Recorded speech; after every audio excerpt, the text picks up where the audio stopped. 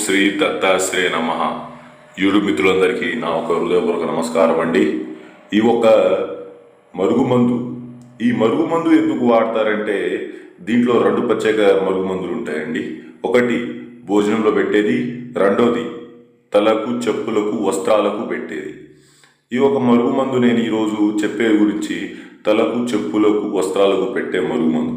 ఈ యొక్క మరుగుమందు ఎలా వాడతారంటే దీన్ని 3 రోజులు అనేది మనం మూత్రంలో, చెమటలో పెట్టి నానబెట్టి వాడాల్సి వస్తుంది.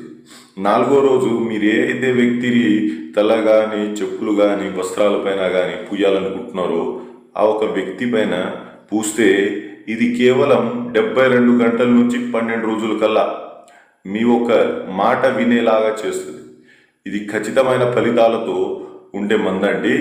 యూట్యూబ్లో చాలామంది ఇలాంటి మందుల గురించి చెప్పి మీరు మీ డబ్బుల్ని మోసపోయి ఉంటే మాత్రం ఈ ఒక స్క్రీన్ పైన కనిపిస్తున్న మన గురుగారికి సంప్రదించి ఒకసారి ఆయన ఒక సలహాలు, సూచనలు తీసుకోవాల్సిందిగా కోరుకుంటున్నాం.